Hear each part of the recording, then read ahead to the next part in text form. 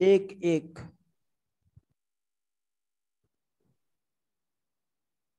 प्रवचन की मालाएं गूंथ रहा है और ये माला के अंतर्गत आज योग निकेतन डॉक्टर भूपेंद्र पलान सर को वेलकम करता है, स्वागत करता है। ये जो आज का हमारा प्रवचन है सर का, वो पंचकोश प्योरिफिकेशन के ऊपर है। पलान सर जो है वो साइकोलॉजी में बहुत ही गहराई में उतरे हुए व्यक्तित्व है। हमने उनको पहले भी सुना है, बहुत कुछ उनके साथ जुड़े हैं, पर जो नहीं जुड़े हैं, जिनको पहली बार सुनना है, उनके लिए मैं उनका थोड़ा सा परिचय दे देता हूँ। सर ने हमारा ये जो मेडिकल कॉलेज है एमएस यूनिवर्सिटी का, उसमें बहुत ही अच्छे से काम किया और उसके बाद में खुद का भी समत्वम नामक जो संस्था है उनका स्थापना किया और उसके साथ जुड़कर उन्होंने न सिर्फ वडोदरा में परंतु गुजरात, भारत और विदेशों में भी बहुत सारा काम किया है। हिप्नोसिस के ऊपर भी उन्होंने बहुत ही अच्छे से डीपली वर्क किया हुआ है। आज जो हम जुड़ने वाले हैं वो है भारतीय संस्कृति का पंचकोश वाला भाग जो है वो है, परंतु सर को वो भी पता है कि भारतीय और वेस्टर्न मतलब दोनों का समन्वय किस तरह से हो सकता है और किस तरह से हम यहाँ पर यानी जहां पर खड़े हैं वहां से अपने आप को उन्नत स्थिति में ले जा सकते हैं। तो सर का अभी इतना परिचय, बाकी जो है वो सुनते ही पता चल जाएगा कि ये जो हम कर रहे हैं वो कहाँ तक है। मैं सभी साधकों का भी स्वागत करता हूं कि आज आप हमारे साथ जुड़े हैं। बहुत ही अच्छे से जुड़े रहिएगा और हम आगे बढ़ते हैं। तो यहाँ पर हम सर को बोलते हैं कि हम आपके साथ जुड़ेंगे, आप हमें अच्छे से समझाइए। आपको एक विनंती है सभी साधकों को कि आपका जो माइक है, माइक्रोफोन जो है वो अभी म्यूट करेंगे। सर जब परमिशन देंगे तभी ही आप उसको खोलकर उनके साथ प्रश्नोत्तरी की बात कर सकते हैं। तो सर को हम तभी ही मतलब प्रश्न करेंगे जब वो हमें अवकाश देंगे। तो वहां तक हम सर को सुनते हैं। हरिओम सर। हरिओम सर। हरिओम। हरिओम बिकू भाई। और एक पॉइंट और भी बता देना था कि सर जनरली ऐसी बोलने की अपॉर्चुनिटी देते नहीं है। एक बार माइक हाथ में आया तो फिर किसी की बारी नहीं आती है। सही बात है सर की। एक्चुअली ये तो हमारा मतलब भाग्य ही है कि हमें आज ये मौका मिला है। तो ये बहुत ही अच्छी बात है सर। मैं फिर से मतलब सही बात है आपकी और उसके साथ मैं एग्री हूँ। मतलब एक बात ये भी है कि मतलब योग निकेतन जो है वो सर को सुनने के लिए वैसे ईगरली रहता ही है कि कब सर का लेक्चर हो और सुने। तो आज ये मौका हमको मिला है। सर ने बहुत ही अच्छे से अपॉर्चुनिटी दे दिया और जब उन्होंने हाँ किया तब तो वो यहाँ थे भी नहीं, दिल्ली में थे और फिर हम अभी जुड़ रहे हैं उनके साथ में। Hariom sir, welcome. Thank you Hariom Biku भाई। Thank you. नमस्ते सर्व साधकों को। नमस्ते।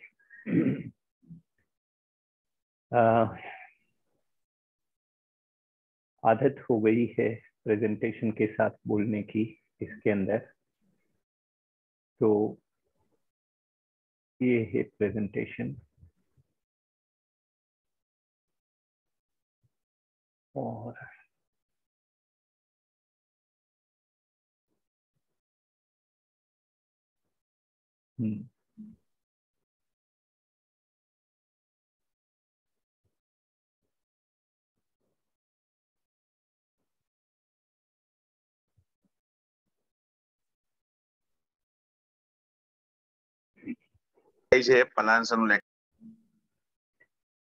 तो बात करेंगे हम करीब 1 घंटे के लिए पंचकोश और पंचकोश के शुद्धिकरण की। पंचकोश के ऊपर जाने से पहले एक जो बहुत बेसिक, एक बहुत फंडामेंटल बात जो करते हैं शास्त्र और आजकल के पश्चिम के मनोवैज्ञानिक और दूसरे वैज्ञानिक, वो बात करेंगे। लेकिन उसके भी पहले ये जो समत्वम है हमारा एक छोटा सा इंस्टीट्यूट, ये एक सिद्धांत के ऊपर हम कार्य करते हैं और सिद्धांत ये है कि we are blessed with the tools, let us carve ourselves. दिव्य साधन हमें मिले हैं 3।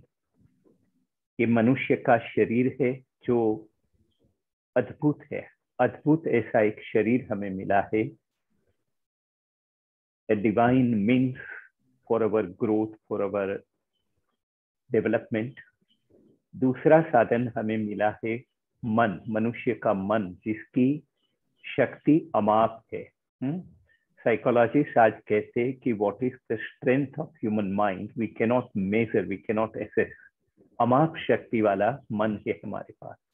और तीसरा साधन है हमारा बुद्धि, इंटेलेक्ट।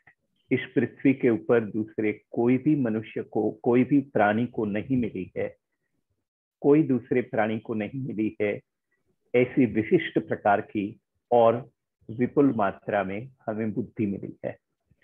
अगर हम हमारे ये 3 दिव्य साधन, शरीर, मन और बुद्धि, इनका सही तरीके से सही पर्पस के लिए, सही दिशा में अगर हम इसका उपयोग करें तो हम हमी को बना सकते हैं। तो इस प्रिंसिपल को लेकर कार्य करते हैं और आज का ये व्याख्यान भी इसी प्रिंसिपल के ऊपर है।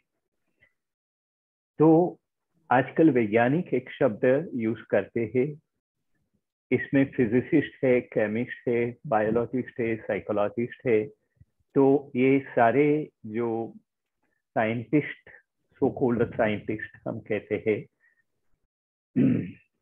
वो एक बात करने लगे हैं यूनिफाइड फील्ड ऑफ अवेयरनेस की। वो कहते हैं कि चैतन्य का एक अखंड क्षेत्र है। शायद उसी चैतन्य के अखंड क्षेत्र को शास्त्र ने ब्रह्मन बोला है या पुरुष बोला है, अधिष्ठान कहते हैं। वो जो चैतन्य का एक जो फील्ड है, वो फील्ड अभिव्यक्त होता है और अभिव्यक्ति की जब आयुष्य खत्म होती है तो वो अनभिव्यक्त होता है। ये अभिव्यक्त अनभिव्यक्त होता रहता है। It gets manifested and unmanifested by itself. कोई करने वाला नहीं है इसको, ये by itself it is getting manifested and unmanifested. जब मैनिफेस्ट करता है तो अनेक प्रकार के मैनिफेस्टेशन होते हैं, विविध प्रकार की अभिव्यक्तियां होती है और हर एक अभिव्यक्ति की कुछ डिजाइन है, स्पेसिफिक डिजाइन है, कुछ उसकी समय मर्यादा है, आयुष्य है। और वो जो डिजाइन है उसको ऑर्डर भी कहते हैं, सिद्धांत कह सकते हैं, कुछ लोग इंटेंशन कहते हैं, हम उसको भगवान की मर्जी कह सकते हैं। फॉर एग्जाम्पल, जब चैतन्य अभिव्यक्त होता है अग्नि के रूप में, फायर, तो उसकी स्पेसिफिक डिजाइन, उसका इंट्रिंसिक क्वालिटी ये है कि वो गर्म होगा। गर्म होनापन, hotness is the basic quality of fire. मुझे पानी गर्म करना है या दूध गर्म करना है तो वो जो बर्तन है वो मुझे अग्नि के ऊपर रखना पड़ेगा, अग्नि उसको गर्म कर देगा। लेकिन अग्नि को कैसे गर्म किया जाए? अग्नि को गर्म करने की जरूरत नहीं है, वो गर्म ही है, उसका स्वभाव है गर्म होना। लेकिन वही चैतन्य जब जल के रूप में, पानी के रूप में अभिव्यक्त हुआ है तो उसका बेसिक लक्षण है शीतलता। शीतल होनापन वो जल का इंट्रिंसिक क्वालिटी है, उसको शीतल करना पड़ता नहीं है। हाँ, अग्नि के संपर्क में आया, जल की मात्रा से अग्नि की मात्रा ज्यादा है तो जल गर्म हो जाएगा, लेकिन वो गर्मी तो उसको प्राप्त हुई है अग्नि से। जब अलग हो जाएगा तो जल वापस अपना जो मूल स्वभाव है शीतलता, वो प्राप्त कर लेगा। वायु का स्वभाव है बहना, तो बहता रहता है। तो हर एक अभिव्यक्ति की कोई स्वभाव है, कोई उसका स्पेसिफिक डिजाइन है, क्वालिटी है, और उसके मुताबिक ये रहता है। मनुष्य के रूप में अभिव्यक्ति हुई है, पशु पंछियों के रूप में अभिव्यक्ति हुई है, वनस्पति के रूप में, तो हर एक का कुछ ना कुछ बेसिक क्वालिटी है और आयुष्य है। आयुष्य मर्यादा खत्म होने पर वो अनभिव्यक्त हो जाता है। मनुष्य के रूप में अभिव्यक्त हुआ, कुछ 60, 70, 80, 90 साल जो भी है, आयुष्य खत्म होगा तो अनभिव्यक्त हो जाएगा। ये बिल्डिंग के रूप में अभिव्यक्त हुआ है तो इसकी भी कुछ आयुष्य मर्यादा होगी, 50, 60, 100 साल। या तो ये पृथ्वी के रूप में अभिव्यक्त हुआ है तो इसकी भी मर्यादा है, कुछ करोड़ या कुछ साल। तो ये अभिव्यक्तियां होती है और अनभिव्यक्त होता रहता है।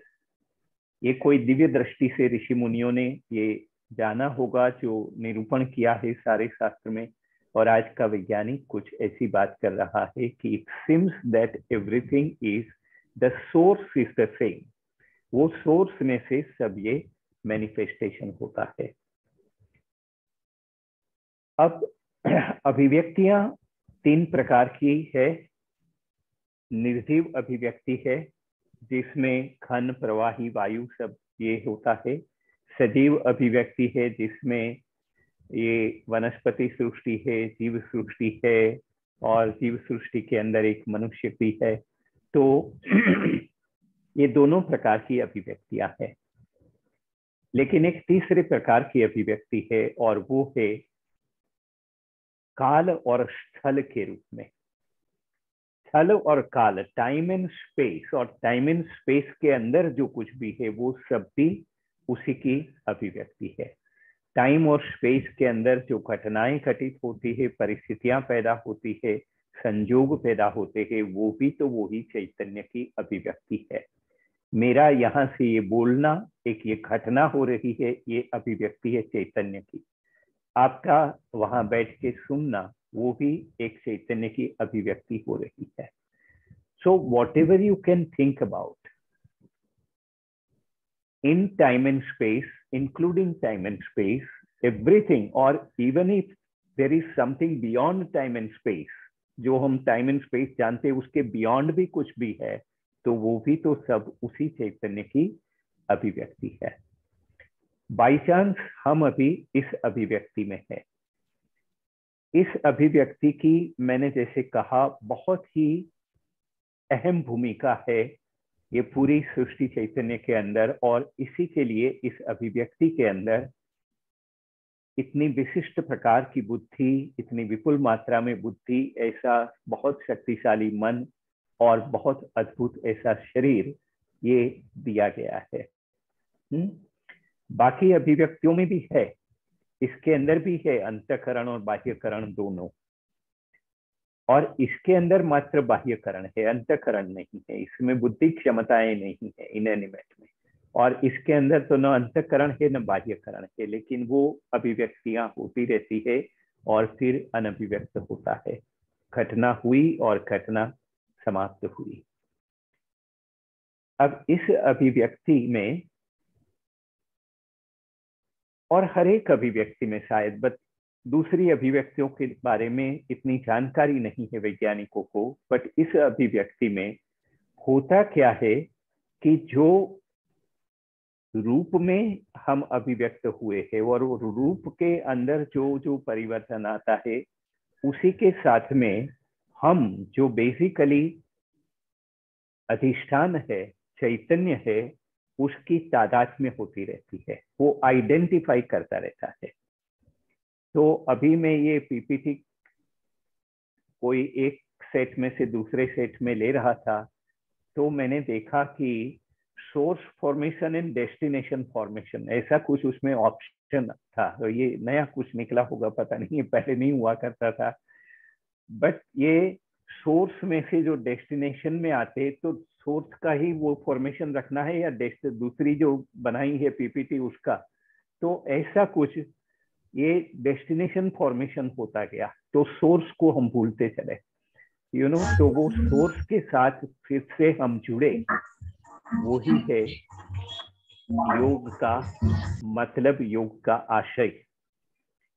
योग मतलब जुड़ना, जहां जुड़े हुए हैं वहां से छूटना, और जो सोर्स है उसके साथ में जुड़ना। तो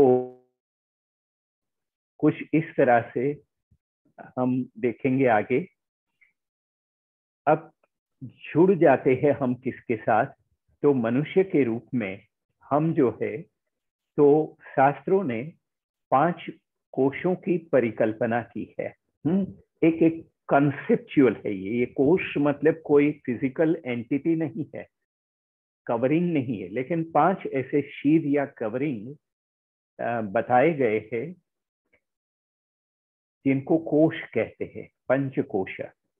और हम जो चैतन्य है, कॉन्शियसनेस है, वो हमेशा कोई ना कोई कोश के अंदर ही रहते हैं। वो कोश के द्वारा ही हम हमारी जीवन जीते हैं। इसको कहते हैं, हम कोश के साथ आइडेंटिफाई करते हैं। ये तीनों शब्द यूज कर सकते हैं। I exist in the kosha, I operate from the kosha, और more technically correct word is I identify with the kosha. तो मेरी तादात्म्य हो जाती है, जो कोश के अंदर में हूं ऐसा मैं मुझे समझने लगता हूं, मानने लगता हूं। तो ये जो आइडेंटिफिकेशन हुआ है, तादात्म्य हुई है, वो डिस आइडेंटिफाई होना है। और जो सोर्स है, जो ओरिजिनल हम अधिष्ठान है, उसके साथ में जुड़ना है। और वहां जुड़ने के लिए योग साधन मार्ग कहा जाता है। ये साधन है, इसको जब हम फॉलो करते हैं, 8 स्टेप बताए पतंजलि ने, यम नियम से लेकर समाधि तक के। तो जैसे जैसे हम इसके अंदर, इसके अभ्यास में योग्य सदगुरु के मार्गदर्शन से आगे बढ़ते हैं, हम डिसआइडेंटिफाई करके री आइडेंटिफाई करते हैं सोर्स के साथ में। ये 5 कोशों को, ये जो प्रक्रिया है डिसआइडेंटिफिकेशन की, इसके लिए इन कोशों का शुद्धिकरण आवश्यक है। तो आज हम छोटी सी, योग के अंदर एक छोटी सी बात है, वो इसके शुद्धिकरण की बात करेंगे, जिसके अंदर बहुत सारी बातें समाविष्ट हो जाती है एक्चुअली। तो ये 5 कोश जो है, थोड़ा सा इनका परिचय मैं दे दूं पहले। एक तो कहा है अन्नमय कोश, मतलब हमारा ये फिजिकल बॉडी। हम इसके साथ तादात्म्य करते हैं। मैं लंबा हूं, मैं छोटा हूं, मैं मोटा, मैं दुबला हो गया, हाँ, ये मेरे बाल सफेद हो गए, रिंकल्स हो गई, तो ये जो हम मैंपन के साथ ये शरीर के लक्षणों को जोड़ देते हैं। ठीक है, मैंपन का जो एहसास है, जिसको अहंकार या ईगो बोला गया, but not in A negative connotation. अहंकार या ईगो न शास्त्र में न साइकोलॉजी में नकारात्मक कॉनोटेशन से नहीं यूज किया गया है। मैंपन का एहसास है ये, और ये साइकी का, हमारे जो अंतःकरण है, उसका सबसे अहम एक फंक्शन होता है। तो ये जो मैं हूं, जो ओरिजिनल में सोर्स, वो आइडेंटिफाई कर लेता है ये शरीर के साथ। हाँ, जब मैं ये सोचता हूँ ये कपड़े पहनते हुए सुबह में कि इन कपड़ों में मैं अच्छा दिखता हूँ, तो मेरी आइडेंटिफिकेशन हुई शरीर के साथ कि इन कपड़ों में अच्छा दिखने वाला ये शरीर मैं हूँ, या जो लंबा है या जो नाटा है या मोटा है या दुबला, वो मैं हूँ, ऐसा हम समझ लेते हैं, आइडेंटिफाई कर लेते हैं अन्नमय कोश से। दूसरा कोश बताया गया है प्राणमय कोश। प्राण, आप जानते हैं, साधक है योग के, प्राण शक्ति है। 5 प्रकार के वो प्राण बताए हैं। अंदर की सारी बायोलॉजिकल जो प्रोसेसेस है, इनको चलाने की जो शक्ति है, उसको प्राण शक्ति कहा गया, वाइटल एनर्जी। और वो बायोलॉजी के साथ में जुड़ा हुआ एक कोश माना गया है। जैसे कि मैं भूखा हूं, मैं प्यासा हूं। अब भूख क्या है? शरीर के अंदर ग्लूकोज का लेवल कम होने लगा है। जब ब्लड के अंदर ग्लूकोज का लेवल कम होने लगता है, तो ब्रेन में एक सेंटर है हाइपोथैलेमस के अंदर, हंगर सेंटर।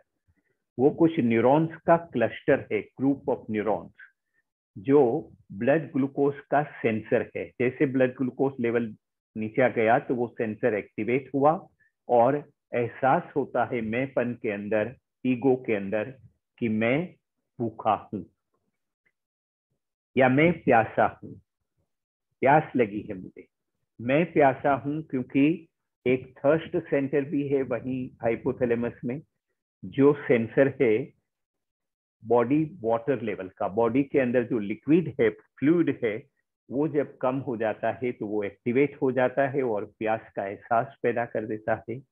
तो शारीरिक क्रियाओं को ठीक से चलाने के लिए जो भी चीजें चाहिए उसके लिए सेंसर होते हैं और वो एहसास होने लगता है मैंपन के अंदर। तो ये इंस्टिंक्ट कहते हैं हम, भूख प्यास ये सब नेचुरल अर्ज।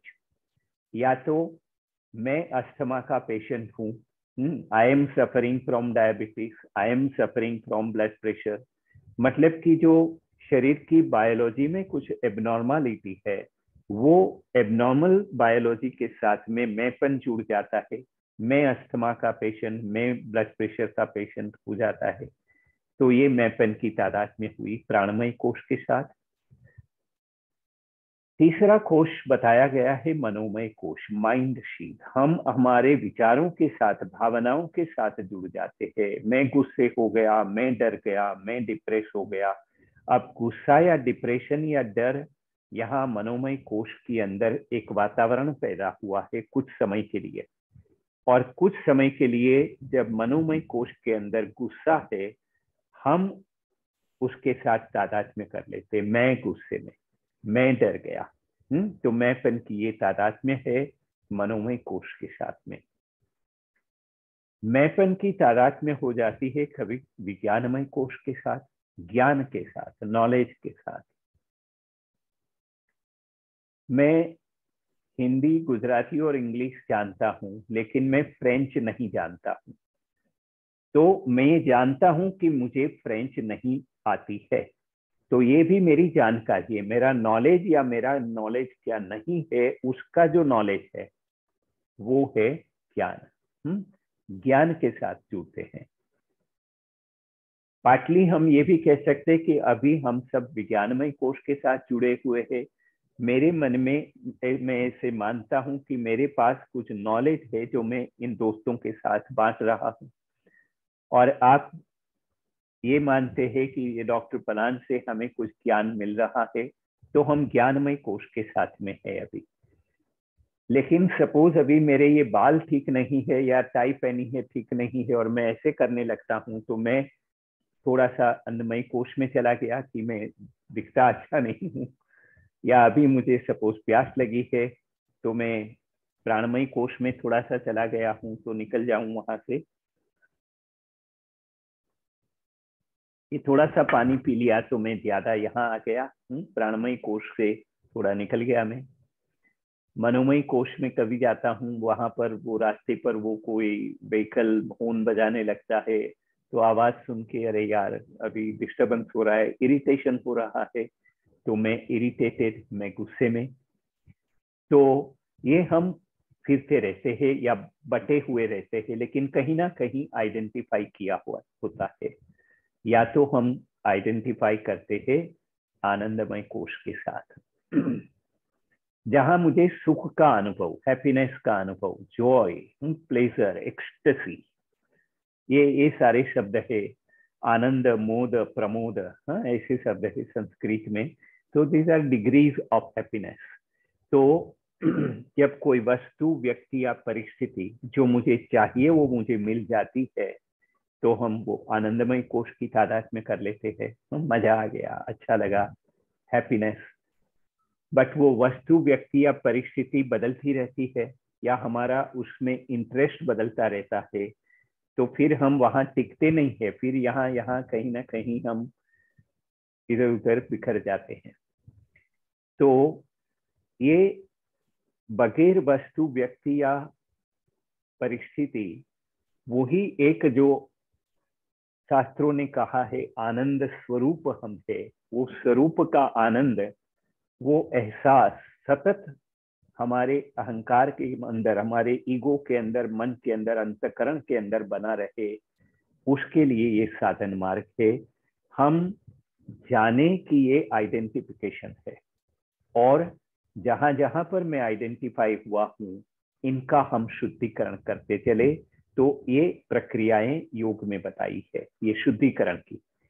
तो शुद्धिकरण होते होते होते एक समय आता है कि जब एक क्वांटम जंप कहते हैं, वो हम ये रियलाइज करते हैं, रियलाइजेशन कहते हैं, साल्वेशन, एनलाइटनमेंट की ये ज्ञान प्राप्ति हो जाती है, ऐसा शास्त्र कहते हैं। मुझे पता नहीं है लेकिन ऐसे बताया है लोगों ने, गुरु लोगों ने। बट एनीवे, वो मुक्ति की जो बातें हैं वो तो बहुत बड़ी बातें हैं, लेकिन ये हमारे व्यवहारिक जगत में, डे टू डे लाइफ में बहुत ही उपयोगी बात है, ये मटेरियल लाइफ के अंदर भी, जो हम धीरे धीरे थोड़ा आगे जाके देखेंगे। तो थोड़ा सा मैंने ये परिचय दिया आपको कोशों का।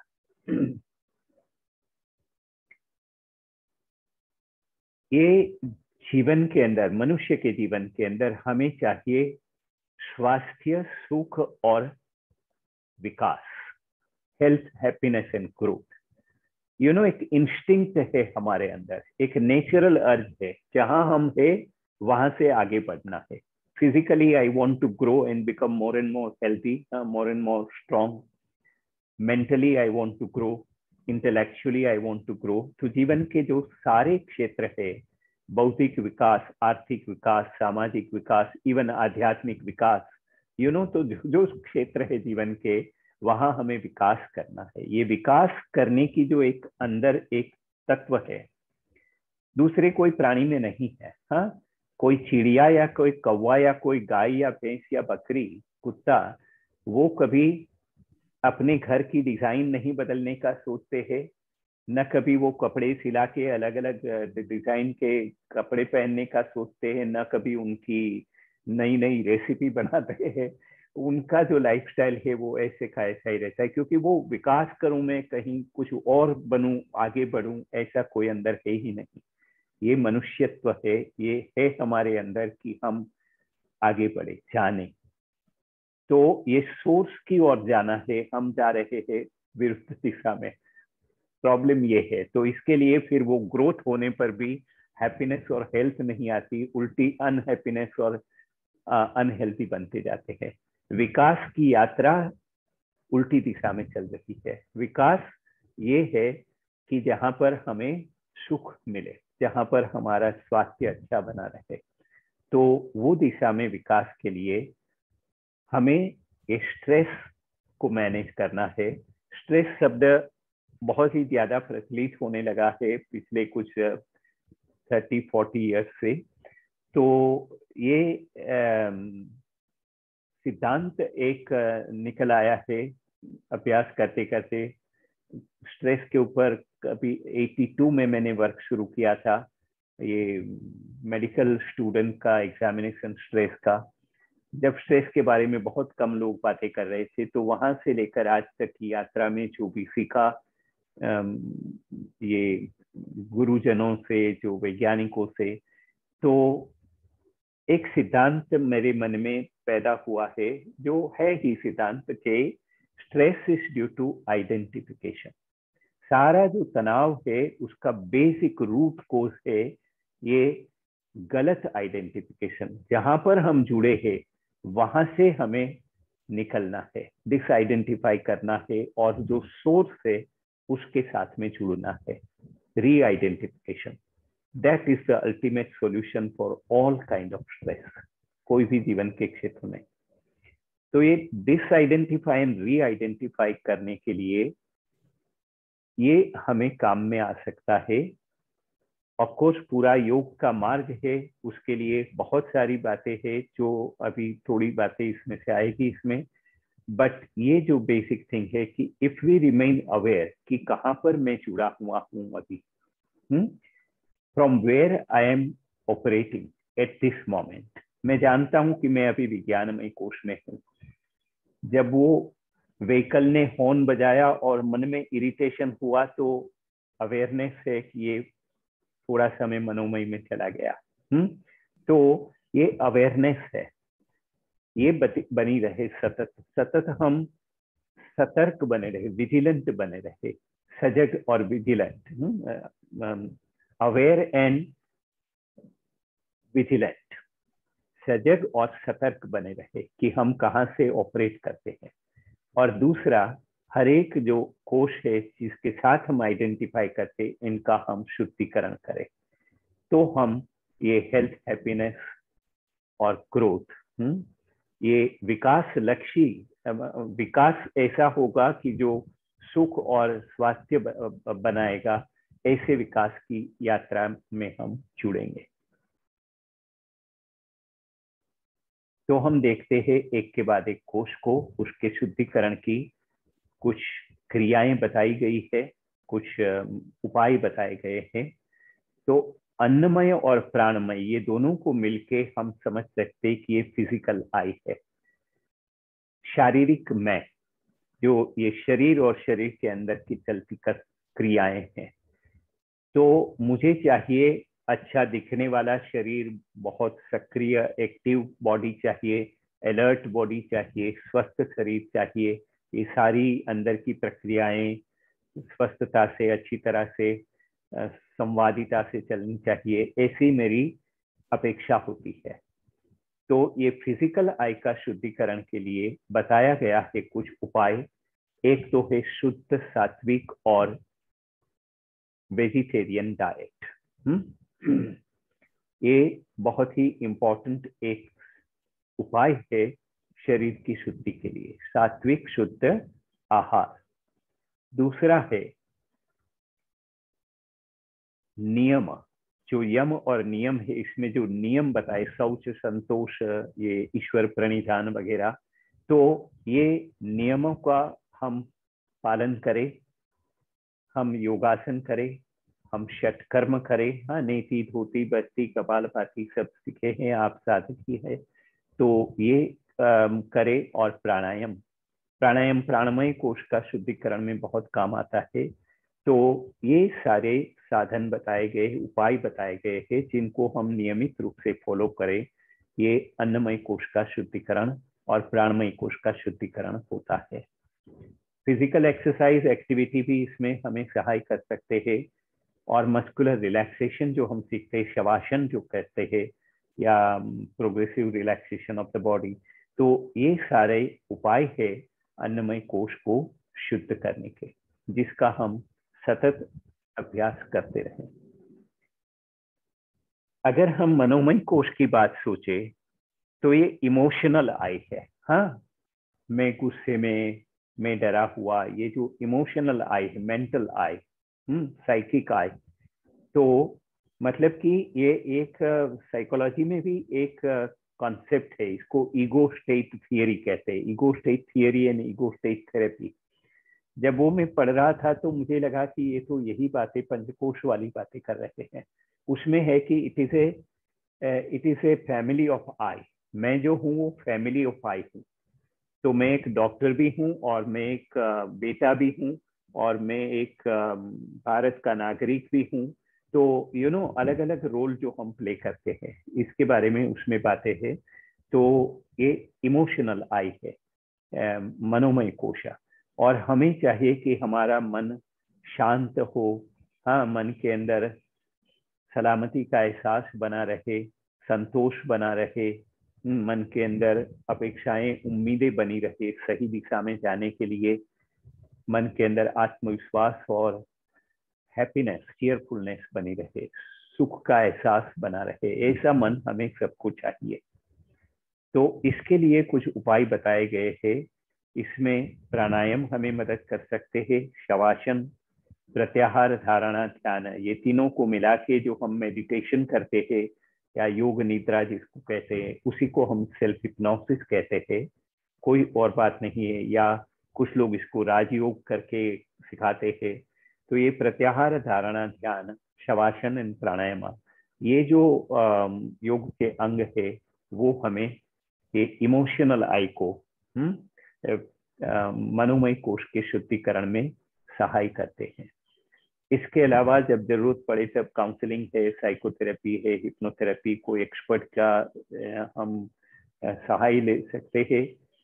और धीरे धीरे ये हमारे समझदारी में ये आता है कि जो एडवर्सिटी है वो अपॉर्चुनिटी है। जो आपत्ति है, आपदा, हाँ, वही तो हमारे लिए एक मार्ग खुला कर देता है कोई विकास का। लेकिन वो विकास सही दिशा में हो वो जरूरी है।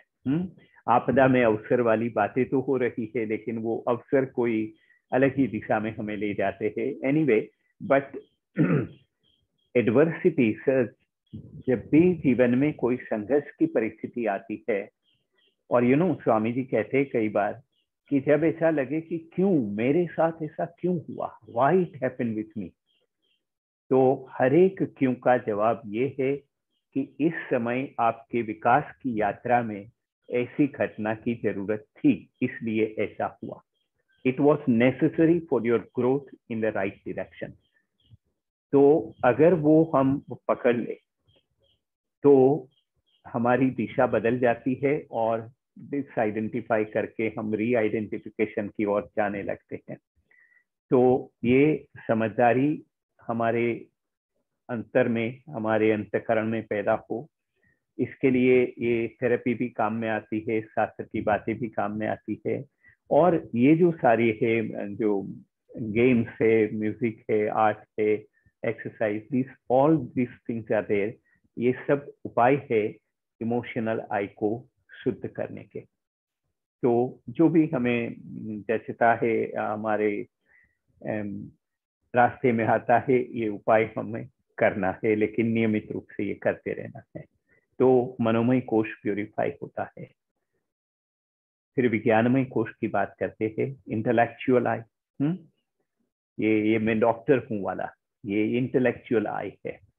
तो हमें चाहिए ऐसा ये व्यक्तित्व का लक्षण कि हम अचीव करते रहे, कुछ ना कुछ प्राप्त करना है। जो मैं MBBS किया, MD किया, DM किया, ये किया, वो किया, वो सब ओपन टू लर्न, ऐसा हमें चाहिए। हमें चाहिए बुद्धि जो शार्प भी हो और सटल भी हो। तीक्ष्ण बुद्धि और सूक्ष्म बुद्धि, ये भेद भी बहुत इंपॉर्टेंट है, और दोनों प्रकार हमें चाहिए। सूक्ष्म बुद्धि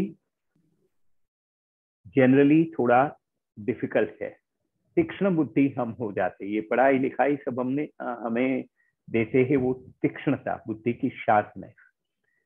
थोड़ा सा एक छोटा एग्जाम्पल दे दूं तो सपोज मेरे घर में चोरी हुई। हाँ, मेरा मोबाइल मैंने कहीं रखा था और थोड़ी देर के बाद देखा तो वो नहीं, गुम हो गया मोबाइल।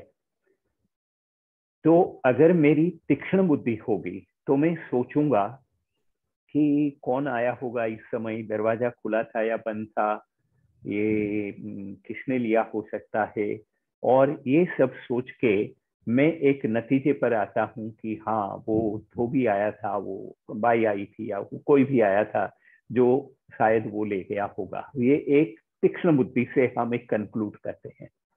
लेकिन अगर हमारी बुद्धि सूक्ष्म भी है तो हम ये भी सोचेंगे कि उस व्यक्ति ने वो लिया क्यों, वो चोरी की उसके पीछे उसकी परिस्थिति क्या थी, उसकी परिस्थिति के बारे में, उसको क्या पैसे की जरूरत थी, या उसको चोरी की आदत थी, या उसको कोई किसी ने बेच के चोरी करवाया उसके पास जबरदस्ती से, या जो भी उसका पर्पस क्या हो सकता है।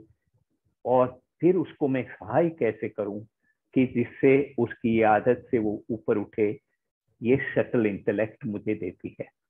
तो हमें सूक्ष्म बुद्धि भी चाहिए और तीक्ष्ण बुद्धि चाहिए। ये ऐसी वाली बुद्धि के लिए कुछ उपाय बताए गए हैं, जिसमें ये काउंसलिंग, थेरेपी, हिप्नोथेरेपी ये तो होता ही है, लेकिन ultimately we need to discover and know that source, जो ओरिजिनल सोर्स है, जो अधिष्ठान है, उसकी बातें हम सीखे, जाने। हाँ, ये ज्ञान का मार्ग कहते हैं इसको। तो हम भगवत गीता, वेदांत, इसका अध्ययन करें शास्त्रों का, और धीरे धीरे करके ये रियलाइज होता है कि दी ऑर्डर इज ईश्वरा। ये जो स्वामी दयानंद जी का एक स्टेटमेंट है, हम इसके प्रति आगे बढ़े। मैं बात करता हूं अभी ऑर्डर इज ईश्वरा की, एंड उससे ये सारी बातें जब शास्त्र की हम जानते हैं, धीरे धीरे हमारी इंटेलेक्ट के अंदर, बुद्धि के अंदर समझ में आती है, तो हमें मालूम पड़ता है कि there is a partnership with the creator. हम जो कुछ भी करते हैं बुद्धि के द्वारा, हम अच्छे से अच्छे डॉक्टर बने, इंजीनियर बने, कोई रिसर्च कर लिया हमने, या कोई अद्भुत काम कर लिया, तो इसके लिए हम ये जाने कि ये तो सोर्स की सारी क्वालिटीज है, बाहर से नहीं आई है। तो ये पार्टनरशिप विद द क्रिएटर है, और ये एहसास के साथ जब हम करें तो वो एग्जाम का डर नहीं लगेगा, वो इंटरव्यू का, वो कोई भी कार्य करते हुए जो एंग्जाइटी होती है, होगा कि नहीं, परिणाम मैंने चाहा है वो आएगा कि नहीं, ये सब निकल जाएगा। क्योंकि और खुशी खुशी से हम वो उसमें जुड़ेंगे, उत्साह से जुड़े रहेंगे, और ये हो जाएगा। बिकॉज ये जो बातें है, discovering the self, that will lead to understanding that order is Ishvara, and that will lead to understanding that it is partnership। जो भी कार्य मैं कर रहा हूँ, ये सृष्टि चैतन्य एक पार्टनर है और मैं उसका दूसरा पार्टनर हूँ, ये छोटा सा आई। तो इसको थोड़ा समझते हैं हम। कहते हैं ऐसा कि ये जो मैं हूँ, जिसको मैं जानता हूँ, ये आइडेंटिफाइड आई, तो इसके पास दो शक्तियां हैं। मतलब कि दो उसकी फ्रीडम है, वो उसके हिस्से में है, वो कार्य उसके हिस्से में है। दो, एक तो है कि मेरे मन के अंदर जो इच्छा हुई है, जो बनने की, जो करने की, हाँ, जो पाने की, वो इच्छा मुझे उसके ऊपर कार्य करना है या नहीं करना है, वो चूज करना है। वो चॉइस हमारे हाथ में, हमें वो दिया गया है कि आप ये रास्ते पर विकास करना चाहते हो, या रास्ते पर, ये चूज आप कर सकते हो। पैसे चाहिए, आपको गाड़ी खरीदनी है, तो पैसे बैंक में लूट करके आप लाओगे या कमा के लाओगे, या किसी को चीट करके, ये कौन सा रास्ता पर जाना है, ये चॉइस हम कर सकते हैं, वो हमारे हाथ में है। और दूसरा, कार्य शक्ति भी है, कर्म करना भी हमारे हाथ में है। तो ये दोनों हमारे हाथ में है, choosing the right desire and doing, taking action on that. लेकिन फिर जो परिणाम आता है, रिजल्ट जो आता है, वो सृष्टि के जो नियम है, नियम के अनुसार परिणाम आते हैं।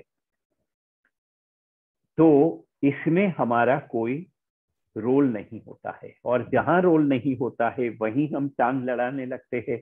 हाँ, कि ये एग्जाम है तो ये ऐसे ये टॉपिक पूछा जाएगा कि नहीं, 90% आएगा कि नहीं। हाँ, रिजल्ट ओरिएंटेड, ये जो रिजल्ट ओरिएंटेड, गोल ओरिएंटेडनेस का पागलपन है, इससे हमें ऊपर उठना है। आजकल तो एड भी, यूनिवर्सिटी भी ऐड करती है कि ये हमारी यूनिवर्सिटी में आओ तो आपको इतना पैसे का आपको जॉब मिलेगा, इतना पैकेज मिलेगा। तो ये रिजल्ट ओरिएंटेड जो एक्टिविटी है, हमें ज्ञान प्राप्ति करनी है, ज्ञान प्राप्त करने के लिए उसी के अंदर ध्यान देना है। अगर रिजल्ट के ऊपर ध्यान होगा तो एक आंख हमारी, मन का एक पार्ट वहां रहेगा, मन का आधा पार्ट से ही हम ये ज्ञान प्राप्ति में लगेंगे। पूरा मन लगाना है। ये जो सिद्धांत है, इसी को हम अलग अलग तरीके से समझे थे कि ऐसे भी कहते हैं, ये भगवत गीता का ऐसे कहते हैं कि कर्म करो और फल की आशा को छोड़ दो। अब फल की आशा को छोड़ना पॉसिबल ही नहीं है। फल कि आशा ही तो कर्म करने के लिए प्रवृत्त करती है, वो भी हमारी शक्ति है, इच्छा शक्ति। इच्छा शक्ति तो बेसिक शक्ति है, इच्छा शक्ति है, कार्य शक्ति है और बुद्धि शक्ति है। तो ये सारी बातें हम बुद्धि शक्ति का उपयोग कर रहे हैं। तो इच्छा हुई है लेकिन उसमें बुद्धि अप्लाई करनी है, और फिर बुद्धि में अगर निश्चय हुआ कि ये करना है तो ही करना है, अदरवाइज उसको उस इच्छा को छोड़ना है। कर्म करते समय हमें बहुत ही, जितनी भी हमारी शक्ति है, स्किल है, समय है, रिसोर्सिस है, सबका उपयोग करके अच्छे से अच्छा कर्म करना है। लेकिन जो परिणाम आता है, दूसरी बात यह है कि परिणाम के प्रति हमारा अभिगम ये होना है कि परिणाम तो आएगा, ये सृष्टि चैतन्य की जो डिजाइन है, ये जो नियम बनाए गए हैं सृष्टि के, ये नियम के आधार पर परिणाम आता है। ये भगवान परिणाम देते, भगवान कृष्ण भी कहते हैं कि मेरे हाथ में भी नहीं है, ये तो सृष्टि के नियम के हाथ में है। सपोज इसका एक छोटा सा उदाहरण ले कि इसमें ऐसा नहीं है कि आप कर्म करो और फल की आशा छोड़ दो, लेकिन ये विश्वास रखो, ये श्रद्धा रखो कि फल तो मिलेगा ही। कर्म किया है तो फल जरूर मिलेगा, लेकिन फल मिलेगा according to the law, according to the order, जो नियम है इसके आधार पर। सपोज मुझे एक एग्जाम्पल ये इसको समझने के लिए कि मुझे गर्म पानी चाहिए, गार्गल करना है सपोज, तो बेटी को मैं कहता हूँ बेटा मेरे लिए गर्म पानी लेके आओ। तो बेटी थोड़ी देर के बाद गिलास में गर्म पानी लाती है, कहती है पापा मैंने आपके लिए ये पानी गर्म कर दिया। मैं पूछूंगा कि तुमने पानी गर्म किया? वो कहेगी हाँ पापा मैंने पानी गर्म किया। ओके, पानी गर्म करने के लिए क्या किया आपने बेटा? वो कहेगी मैंने वो बर्तन लिया, उसके अंदर पानी लिया, और फिर वो बर्तन गैस के ऊपर रखा, गैस चालू किया, और फिर जब वो गर्म हो गया तो मैंने लेके इस कप के अंदर डाल दिया। अच्छा, तो गर्म तो हो गया ना, गर्म आपने किया नहीं, बाकी आपने किया। बर्तन आपने लिया, पानी उसमें आपने डाला, बर्तन को आपने उसके ऊपर रखा, गैस को आपने चालू किया, लेकिन गर्म हो गया। जब पानी अग्नि के संपर्क में आया तो वो गर्म हुआ नियम के अनुसार। ओके, गर्म आपने नहीं किया, गर्म तो किया है अग्नि ने, लेकिन अग्नि के संपर्क में पानी को ले जाना ये आपका कर्तव्य था, तो वो आपने वो कर्तव्य किया। परिणाम तो ये जो डिजाइन है उसके मुताबिक आएगा। सपोज वो गैस आपने चालू ही करना भूल गए तो पानी गर्म नहीं होता, आपने कर्म तो किया सब, लेकिन वो एक भूल गए। या सपोज जो बर्तन लिया उसमें छिद्र है तो जाते जाते पानी तो निकल गया। तो ये सब आपको बहुत ध्यान से करना है कि बर्तन है उसको स्वच्छ किया है या सही तरीके से आप उसको रखते हो, गैस ठीक से चालू करते हो, देख लेते हो चालू है कि नहीं, ये सब आपको करना है। लेकिन फिर पानी तो गर्म करता है अग्नि, नियम के अनुसार पानी गर्म हुआ। तो ये जानना है कि कर्म हम करें और कर्म का फल तो आएगा ही आएगा, लेकिन नियम के अनुसार, और कर्म करने के अंदर ही समग्रता से हम तल्लीन हो जाए। तो इंटेलेक्चुअल आई का शुद्धिकरण करने से ये सारी क्वालिटीज हमारे अंदर आने लगती है। और फाइनली सोशल आई, हाँ, जो आनंदमय कोश है उसको मैं सोशल आई समझता हूँ। हमें चाहिए कि हम loving, caring, non projecting, non judgmental ऐसे व्यक्ति बने हैं। हमारा व्यक्तित्व ऐसा हो जो हमारी प्रेजेंस लोगों को अच्छी लगे। तो ये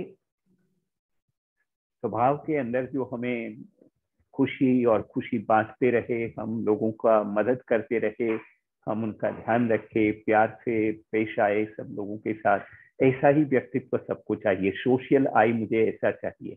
ये आनंदमय कोश की कुछ क्वालिटीज है। तो इसके लिए उपाय बताए गए हैं। Having value of moral value, यह मत सारे बताए गए, सत्य, अहिंसा, अपरिग्रह, ये ब्रह्मचर्य वाली जो बातें, पर सही सही अर्थ में सबको समझना है। और सत्य बोलना, क्योंकि शास्त्र ने कहा है, क्योंकि गुरु ने कहा है, क्योंकि माता पिता ने सिखाया है, ऐसे नहीं। सत्य बोलना हमारा स्वभाव बन जाए। अगर क्योंकि गुरु ने कहा है सत्य बोलो इसलिए मैं सत्य बोल रहा हूँ, तो सत्य बोलने की वैल्यू मुझे नहीं है। हाँ, तो जब असत्य बोलने से कुछ और बेनिफिट हो जाता है तो उस सत्य को हम छोड़ देते हैं। वो ऑब्लिगेटरी वैल्यू हो जाती है, उसको ऑब्लिगेटरी वैल्यू, वो ऑब्लिगेटरी नहीं होनी चाहिए, वो पर्सनल वैल्यू होनी चाहिए। सत्य बोलने की वैल्यू हमेरी पर्सनल वैल्यू होनी, जैसे ठीक है उसमें अभी समय के मुताबिक नहीं जाएंगे अंदर, बट वैल्यू ऑफ वैल्यूज, तो ये जानना है कि ये हमारा हो जाए जो सारे मोरल वैल्यूज है, और वो यम को मतलब हमें फॉलो करना है। सरेंडरिंग जो है, शरणागति, ये ईश्वर परिनिधान, दैट ऑल्सो हेल्प्स अस। प्रार्थना उठती है, आर्ट, म्यूजिक, ये भी सब इसमें हमें सहाय कर सकता है। एंड जैसे जो भी है, नॉट ओनली लोग, लेकिन जो भी घटनाएं, परिस्थितियां जो भी जीवन में है, उसका हम समझदारी के साथ स्वीकार करें। समझदारी के साथ स्वीकार, क्योंकि अस्वीकार से फिर वो फरियादी मानस हो जाता है, वो ऐसा करता है और हमें हमेशा वही लगता है कि वो ऐसा करता है इसलिए मुझे गुस्सा आता है, उसने ऐसा किया इसलिए मुझे दुख लगा, हाँ ऐसा हो गया जीवन में इसलिए मैं डिप्रेस हो गया। तो ये बाह्य दृष्टि से ही हम हमारे संघर्ष को देखते हैं और संघर्ष का निवारण भी हम उसी दृष्टि से करने लगते हैं। वहां पर फिर हम जो अल्टीमेट रियलिटी है उसकी तरफ जा नहीं सकते, उसकी दिशा में नहीं जा सकते हैं। तो जो व्यक्ति जैसा है ऐसा है। और एक्चुअली तो स्वामी जी इस तरह से सिखाते हैं कि हर एक व्यक्ति हमेशा अपना अच्छे से अच्छा ही करना चाहती है। Everybody would like to do their level best, लेकिन अपनी अपनी समझ, अपने अपने संस्कार और अपनी अपनी शक्ति के अनुसार, समझ, शक्ति और संस्कार के आधार पर हर व्यक्ति अपना अच्छे से अच्छा ही परफॉर्म करता है। आधी रात में जो चोर आएगा मेरे घर में, वो चोर भी कम से कम समय में कम से कम आवाज करके ज्यादा से ज्यादा माल ले जाने की कोशिश करेगा। He would like to do the best चोरी, तो अपनी समझ के आधार पर हर व्यक्ति अच्छे से अच्छा ही कर रहा है। हाँ, मेरी समझ उसकी समझ से अलग है, इसलिए मुझे लगता है कि ये गलत कर रहा है। उसकी समझ को मैं समझूं, और फिर अगर मुझे लगता है कि मेरी समझ ज्यादा अच्छी है और वो व्यक्ति मुझे सुनने के लिए तैयार है, तो सहृदयता से मेरी समझदारी उसको देने की मैं कोशिश करूं। ये जरूर करना है, लेकिन उसका जो परिणाम आएगा, ये जो मैंने किया उसको समझाया, उसका परिणाम, वो तो परिणाम नियम के अनुसार आएगा। वो समझेगा भी, नहीं भी समझेगा। अगर नहीं समझना उसके लिए जरूरी है, मेरे लिए जरूरी है, तो वो नहीं समझेगा। हमारे विकास के माध्यम से ये सब जो हमें पसंद नहीं है, ऐसे लोग तो हमें बहुत कुछ दे के जाते हैं। विकास की यात्रा में कौन सी दिशा में जाना है वो बता के जाते हैं। तो एक्सेप्टिंग द पीपल, लेकिन इसका मतलब नहीं कि we need to tolerate whatever they do. मैं ये भी कहता हूँ कि सहन बिल्कुल नहीं करना है, लेकिन स्वीकार 100% करना है। सहन शक्ति और स्वीकार शक्ति, इसका भेद भी कभी कहीं और हम गहराई से देखेंगे, बट स्वीकार भाव कुछ अलग ही बात है। हाँ, अग्नि गर्म है, ये हमने सहन नहीं कर लिया। अगर सहन किया होता तो लगता कि अभी कितने साल तक अग्नि, अभी तो अग्नि ठंडा हो जाना चाहिए। सहन शक्ति की मर्यादा आ जाती है, स्वीकार शक्ति की मर्यादा नहीं है। स्वीकार भाव, अग्नि गर्म ही है हमेशा के, वो गर्म होनापन ही तो उसका स्वभाव है। वो जान लिया, फिर उसके साथ काम करते समय हम वो पकड़ बना लेते, हम वो केयर करते हैं। तो ये सारी जो बातें है वो हमें ये आनंदमय कोश का शुद्धिकरण में काम आती है। And attitude and behaviour according to the सामने वाला पर्सन, ये समझदारी के साथ में स्वीकार, ये थोड़ा ऊपर का स्टेप है। तो पतंजलि ने हमें बताया कि आप पहले तो ये करो कि सुखी व्यक्ति के सुख में आप भी सुखी हो, दुखी व्यक्ति है उसके दुख में करुणा से उसको सहाय करो, जो हो सकती है करुणा आपका एटीट्यूड। सज्जन जो व्यक्ति है उनके साथ में मैत्री रखे, उनके जैसा बनने की कोशिश करे। और जो मेलिशियस पीपल आपको दुर्जन लगते हैं उनके साथ शुरू में आप इंडिफरेंस कर लो, उदासीनता, उनके बारे में ज्यादा सोचो मत, उनका संपर्क छोड़ दो। हाँ, अगर शरीर से नहीं तो मन से उसी के बारे में क्यों सोचते रहते हो, तो छोड़ो उसको। बहुत सारे दूसरे लोग है, दूसरे काम है, दूसरे क्षेत्र है जीवन के। तो इनडिफरेंस ये हो सकता है शुरू में, बाद में जब नॉलेज आता है धीरे धीरे एक्सेप्टेंस भी होता है। तो ये सारी बातें हैं जो हमें ये आनंदमय कोश के शुद्धिकरण में काम आती है। इस तरह से बहुत सारी बातें बताई है शास्त्रों ने। योग के अंदर अंतर्गत भी ये बहुत सारी बातें हैं, और ये वैज्ञानिक भी जो साइकोथेरेपी वगैरह भी है वो भी एक्सरसाइज है, आर्ट है, म्यूजिक है। तो all these things can help us in purification of all the kosha. और जैसे जैसे कोशों का प्योरिफिकेशन होता है और अवेयरनेस जैसे बनी रहती है कौन से कोश में मैं हूँ, तो सही दिशा के अंदर हमारा ग्रोथ होने लगता है और वो हमें देता है सुख और स्वास्थ्य। तो इस तरह से कुछ बातें जो मन में चल रही है इतने सालों से, जिसको मैं फॉलो करने की कोशिश कर रहा हूँ, मैं भी यात्रा में हूँ, तो ये मैंने आपके साथ शेयर की। ये मौका देने के लिए मैं योग निकेतन मेरा घर ही है, लेकिन एक फॉर्मेलिटी के रूप में बोलना होता है कि मैं आभारी हूँ। पिकू भाई है, किरण भाई है, और ये सब हमारा घर है, हमारा परिवार है। तो खूब खूब धन्यवाद ये समय, ये मौका देने के लिए। और हमारी जो ये यात्रा है सही दिशा में, वो उसके अंदर हम आगे बढ़ते रहे, ऐसी प्रार्थना के साथ आप सबका बहुत बहुत धन्यवाद। Thank you very much. Sir thank you, પણ હજુ અત્યારે એક પૂછું છું તમને કે સર ક્વેશ્ચન નું રાખવું છે થોડું સેશન, કોકની પાસે પૂછવું છે કે એવું અત્યારે નથી રાખવું? તમે કહ્યું છે કે સમયસર આપશે એટલે થોડો સમય તમારે આપવો જોઈએ. આપીએ તમને સમય હોય તો. हाँ, तो एक रिक्वेस्ट. हाँ सर, सर के लिए मैं एक बोलना भूल गया कि ये जो योग निकेतन है उसके मूल में है पलानसर।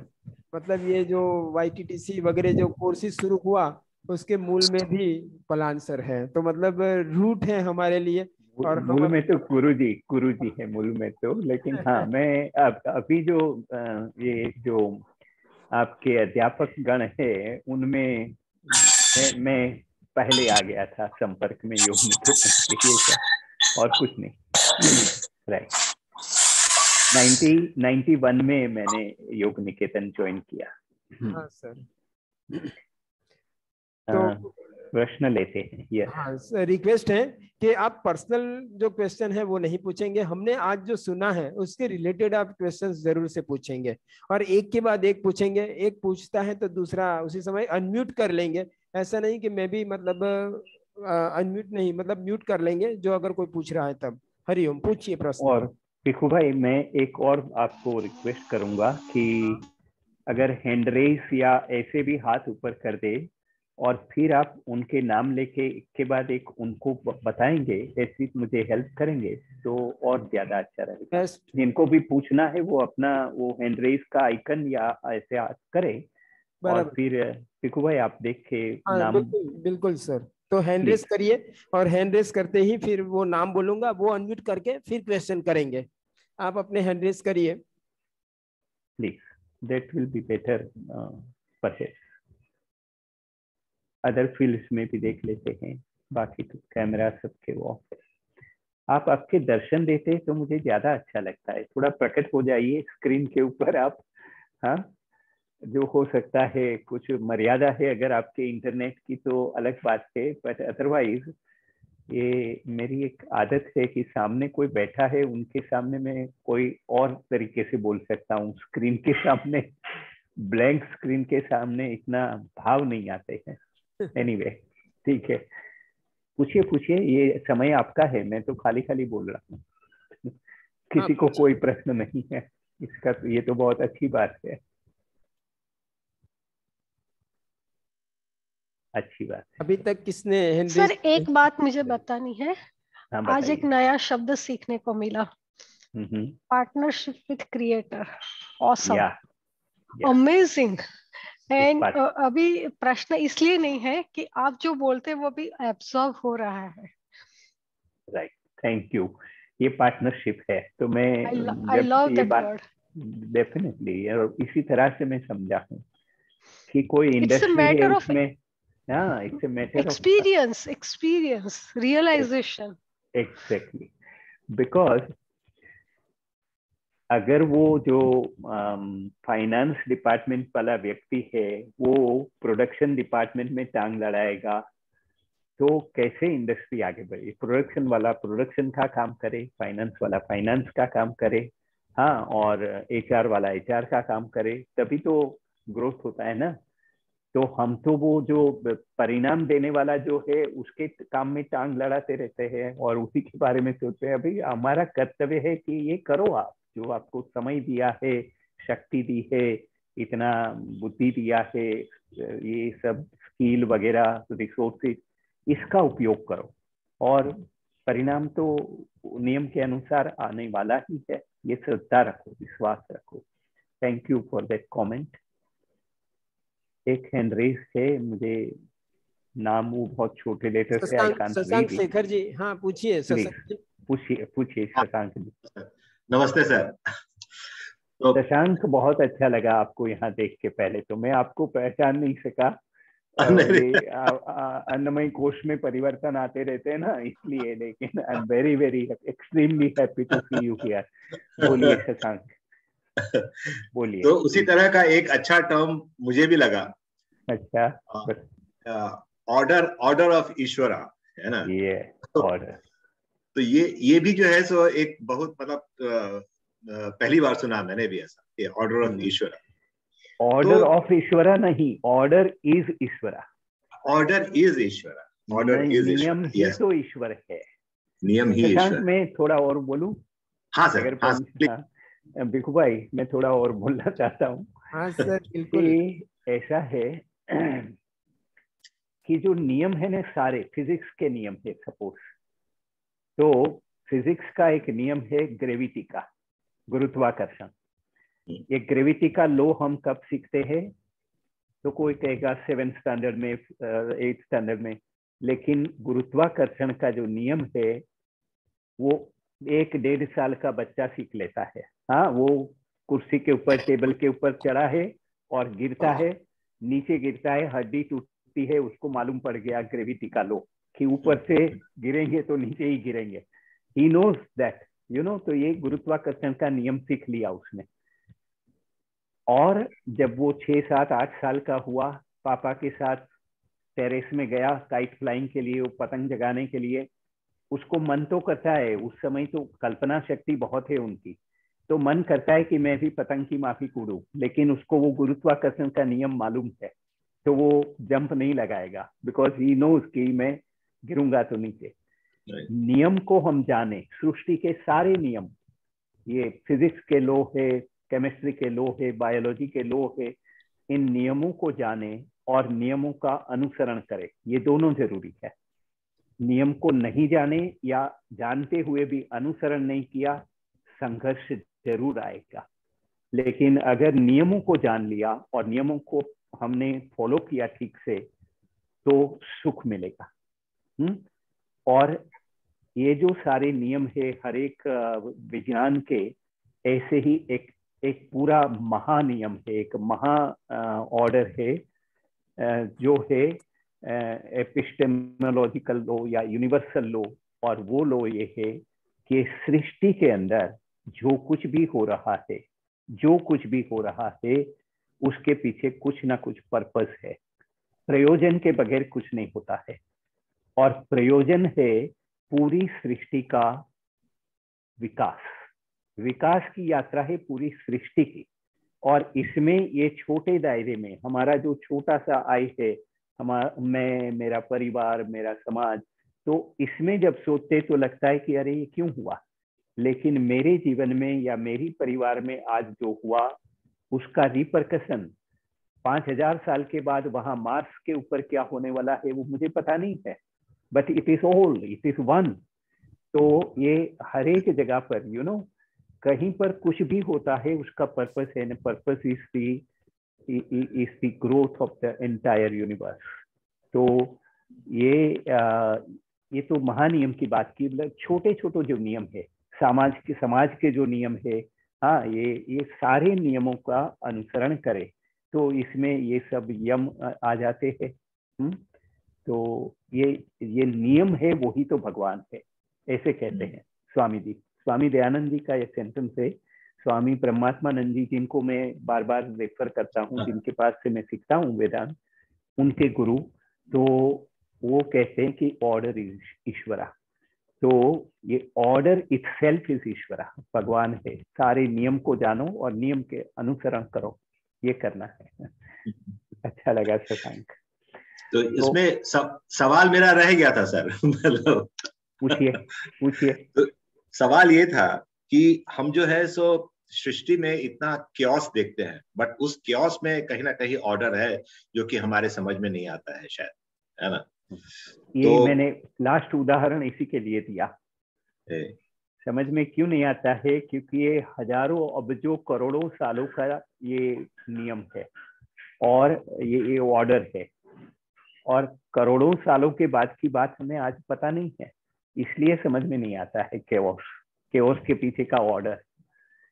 और ये पूरी सृष्टि का है, तो यहाँ केओस है लेकिन कहीं और उससे समतुल्य हो रहा है, वो भी पता नहीं है।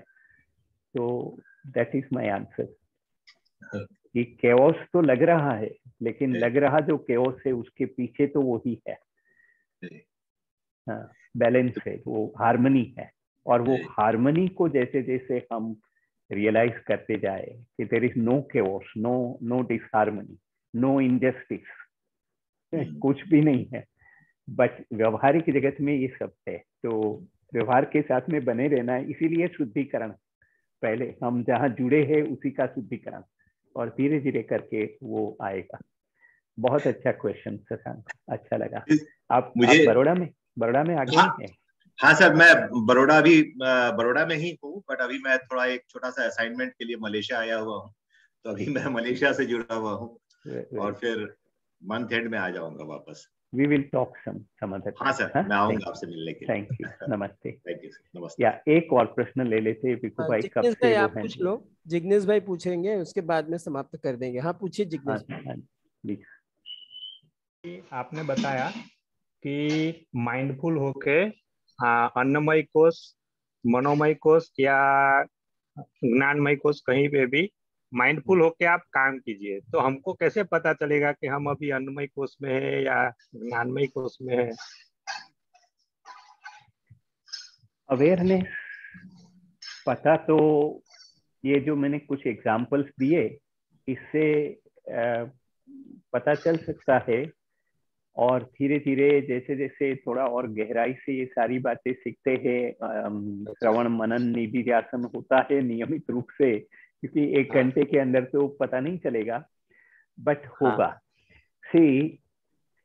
ये जब बाल सफेद होने लगे और मैं अगर व्यग्र होने लगा कि अरे यार ये तो वाइट होने लगे हैं अभी, तो इसका क्या करूं मैं, या बाल्डनेस आने लगी, हमारे जो शशांक भाई बैठे ऐसे, तो मैं इम्प्लांट करा लूं, तो नहीं कराया है अभी उन्होंने, मैंने भी नहीं कराया है। तो वहां पर हमें देखना है कि हम अन्नमय कोश के साथ में जुड़े हैं। यंग एज में वो पिंपल हो जाते हैं तो हजारों तरह की क्रीम लगाते रहते हैं, तो वो देखना है कि ये तो अन्नमय कोश है मेरा, वो नेगेशन से कि ये मैं नहीं हूँ, मेरा चेहरा मात्र में नहीं हूँ, हाँ, मेरे बाल मात्र में नहीं हूँ, मैं तो वो हूँ, सोर्स हूँ। तो ये रियलाइज करें। अस्थमा का अटैक आ गया या डायबिटीज हो गया और बहुत व्यग्र हो गया, तो सोचना है कि ये मेरा प्राणमय कोश की अंदर गड़बड़ हो रही है, मैं उसके नियम के अनुसार कुछ करूं, लेकिन इससे मैं व्यग्र न हो जाऊं, क्योंकि ये मैं नहीं हूं, मैं मेरा शरीर नहीं हूं, शरीर की क्रियाएं नहीं हूं, मन के अंदर दुख है या मन के अंदर गुस्सा है, लेकिन मैं मेरा मन भी नहीं हूं। तो ये जानकारी धीरे धीरे जब अंदर उतरती है सबकॉन्शियस के अंदर, तो ये अवेयरनेस बनी रहती है। Of course very good question, क्योंकि अवेयरनेस ही तो की है, that is the ultimate thing. और वो जो मुक्त लोग हैं, जो परमहंस है, वो सतत अवेयर होते हैं। हमें ये अवेयरनेस की प्रैक्टिस करनी पड़ती है, हाँ? तो सजग रहना, सजगता से सजगता। Okay, so thank you very much for all the questions. और पिकू भाई बहुत बहुत धन्यवाद, और यहाँ बंद करते हैं अभी। हरिओम सर। हरिओम। मैं हरिओम। आभार व्यक्त करता हूँ सर, हमारे साथ जुड़े, हमें बहुत ही अच्छे से ये पंचकोश के बारे में बताया। मैं भी परमात्मा से प्रार्थना करता हूँ कि हम सब ये सुनने के बाद कितना भी ये जो अवेयरनेस है, जो सजगता शब्द जो सर ने बताया, वो हम किस तरह से रख सकते हैं, उसके लिए प्रयत्न करेंगे। न सिर्फ अभी के लिए, परंतु निरंतर ये प्रयत्न से हम कुछ ऐसा पाए कि जिससे ये सजगता बनी रहे और हमारा स्वास्थ्य भी बना रहे, हमारा मन भी एकाग्र रहे और आध्यात्मिक विकास भी हो। इस तरह से ये पथ के ऊपर चलेंगे। सर आपको मतलब आभार भी व्यक्त करता हूँ, और एक योग निकेतन परिवार व साधक जो जुड़े हैं उनसी ओर से भी मैं मतलब बोलना चाहूंगा कि हम सब इसके लिए प्रयत्नशील रहेंगे। तो आपका मैं आभार व्यक्त करता हूँ, और जो साधक जुड़े हैं उनको भी। वैसे हम एक परिवार हैं, फिर भी एक समय मिला है, और जब आदान प्रदान होता है तो एक दूसरे को हम जितना भी अच्छे से बात कर सकते हैं, और वो करने के पश्चात हमें जो आनंद मिलता है उसकी अनुभूति के लिए ही ये आभार व्यक्ति है। तो सभी का आभार व्यक्त करते हैं। हम फिर से जुड़ेंगे, और भी सारे जो प्रोग्राम है वो योग निकेतन में होने वाले हैं, तो आप भी योग निकेतन के साथ भी जुड़ेंगे, और एक जो परम तत्व है उनके साथ भी जुड़ने की हमेशा कोशिश करेंगे। Thank you sir. Hariom sir. Hariom. Hariom. Hariom sir. Hariom. Hariom sir. Hariom. Hariom sir. Thank you.